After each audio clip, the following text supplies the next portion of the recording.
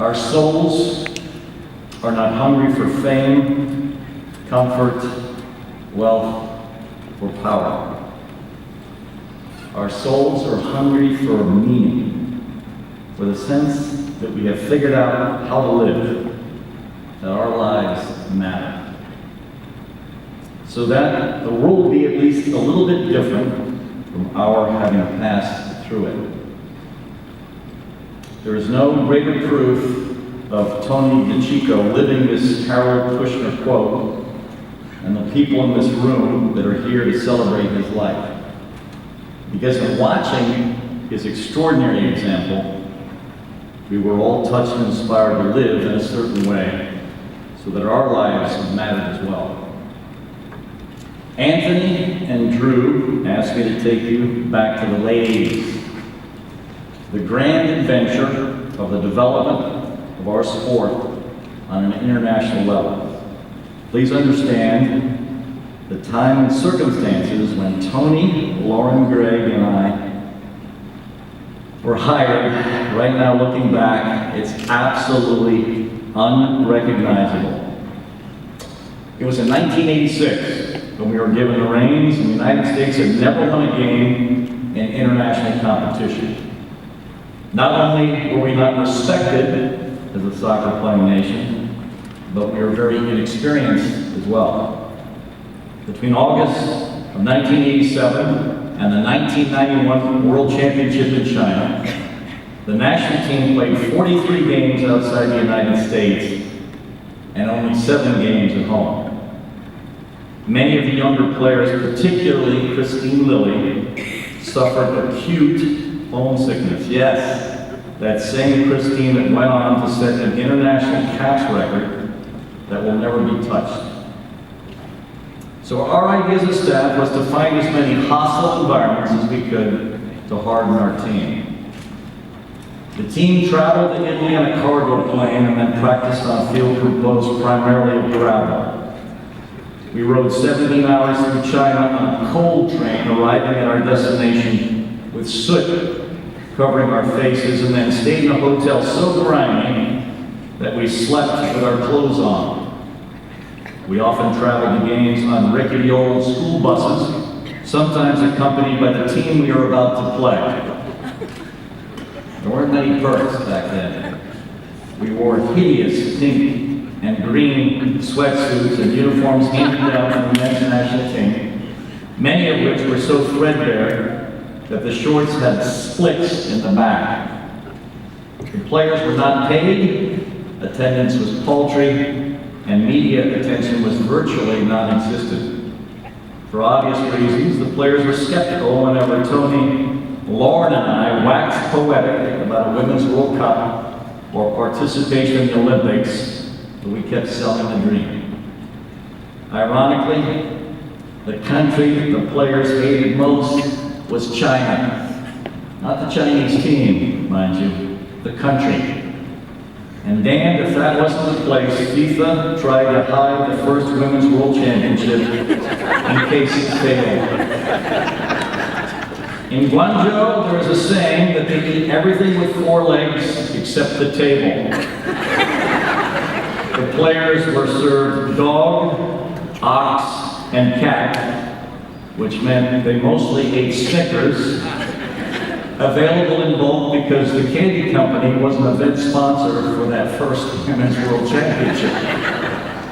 For all of us, Tony was fantastic from the beginning. He pretended he loved the food, so he ate everything that he was served.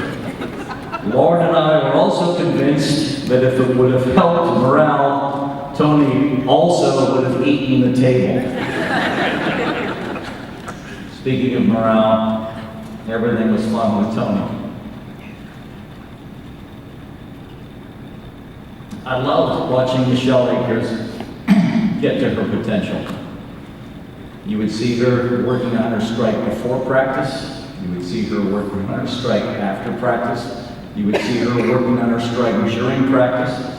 And the great fear Tony had is the goalkeepers we had would be so injured by the time a major event rolled around, he jumped into goal all the time to protect the goalkeepers from Michelle. I used to see these contests they would play. I would hear Tony in the background. So, all right, Mish, here's the game. 10 shots outside the 18, the ball has to be rolling, and I will stop you, and you won't score more than 4 in this. And all of a sudden, of course, Michelle's burying them in the back of the net. Turn around now. The penalty, of course, has been Tony's now bent over the goal, and Michelle is now, of course, shooting at him. We have a fantastic video because Michelle has a very accurate shot. And when she smacks it, it is moving very rapidly. So I turned around to catch this, and sure enough, Michelle caught him square. And with perfect comic timing, he wobbled a bit, and he fell over. I promise you, we will show that to you one day. It's actually been captured on video. Our favorite person to tease was Amanda Cromwell. Of course, you only tease the people you love, and our best prank was unbelievable. Lauren got a wonderful video from Amanda's father. Tony made it seem like we were just going to do some, review of, either practice the upcoming opponent or, a past game or something, and the whole room was in there ready for this video. And all of a sudden, Lauren hit play. And there is Amanda in full makeup at her cotillion. I didn't know Amanda owned a dress. You should have seen the dress that she was in. Immediately, she recognizes the video and she starts to fight through the crowd to smash the television set to make sure none of us could see this. We watched the whole thing. Periodically, you would hear this bell go off, it'd be a little ding. You would see Amanda do a little bit of a pirouette. You would see her genuflect to her partner, who looked like it was dressed, by the way, in a Confederate uniform, just to set the right climate for what a cotillion really is. And we were all laughing so hard, I swear, several of us almost died. And of course, that's not the only time we had fun with Amanda. Some of these camps were just extended, and we had to figure out ways to have fun. Tony and I used to figure out ways to play 2v2 against anyone, so we decided, you know what? We brought in a goalkeeper that was a D1 scholarship basketball player, and she was massive. She was as big as a mountain. Her name was Jen Mead. Well, Amanda thought she was pretty good in basketball, too. So Tony and I were going to take on Amanda and Jen. Now, Tony can actually play basketball, not much. So Tony had to guard, basically, Jen, the mountain woman. I had to guard Amanda. Now, any of you that have played Amanda in soccer know it's not a very pleasant experience. Well, let me tell you, it's not just her legs that can knock the absolute snot out of you. It's also her upper body. So, after the victory, Tony and I declared that this victory was greater and more unlikely than our World Championship run. I consider it one of my great athletic achievements in my life. Let me tell you, I love having this public forum because I want to thank publicly Mia. Mia was my touchstone, and for so many of us she was, to help us navigate this horrible tragedy in our lives. And I appreciate her for it. She navigated Tony's wonderful family, kept us in the loop, shared with us what would be best for Tony and everyone. So Mia, thank you. You've done this for me on so many occasions, and this was another one. I want to thank Anthony and Drew, who called me just in time.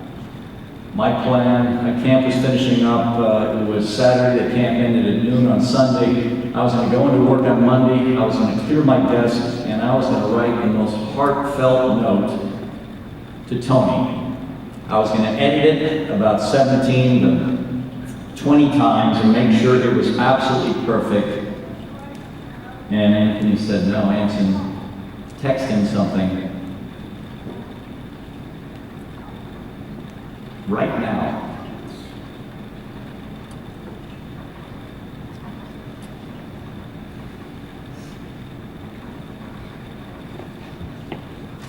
Thank you, boys, for letting me say goodbye. to my wonderful friend. And here's what I texted. Dearest Tony, in 1986, you and I and Lauren were asked to take the U.S. women's national team. At the time, the United States had never won a game in international competition. 5 years later, we were the first women's world champions. 5 years after that, you reshaped our team and became the world's first women's Olympic gold medalists. 3 years later, after polishing the team a bit more in front of 90,000 people in the Rose Bowl, you led our country to our second world championship. You also raised the bar, not just for women's soccer on the planet, but for women's athletics. I'm bringing all this up just to confirm your place in the firmament of the great people who have changed the world for the better. But those achievements are not why I love you. They're not why all your players love you, and your resume is certainly not why your wonderful wife and extraordinary children love you, Tony. You're one of the kindest, most loyal, most principle-centered men I have ever known. I can't believe the luck that brought us together. Bob Ganser, my national team coaching mentor, said, "You were the missing staff member for me." I trusted Bob completely, and he was right. The fun we had together for 8 years, picking our team, shaping our team, traveling all over the world, teaming up against our managers during any extended stop, and crushing them in any 2v2 sport competition we could design. And every day my respect and trust and love for you grew. You were great where I was horrible. Your attention for detail was extraordinary. Your willingness to watch tape until your eyes were bloodshot verged on masochism. There was nothing you would not do for me or our cause. And more importantly, I knew if I left, not only was the coaching box checked for our women's national team, but the care for their personal and individual humanity was protected as well. Please allow me to say thank you, Tony, for the Mount Rushmore achievements in service to our game and our country. But more importantly, deep appreciation from me for going all in when no one cared about our game. When you step back, there is going to be a terrifying silence in our country's leadership voice and an empty hole in the middle of my heart. You are easily one of the finest men I know.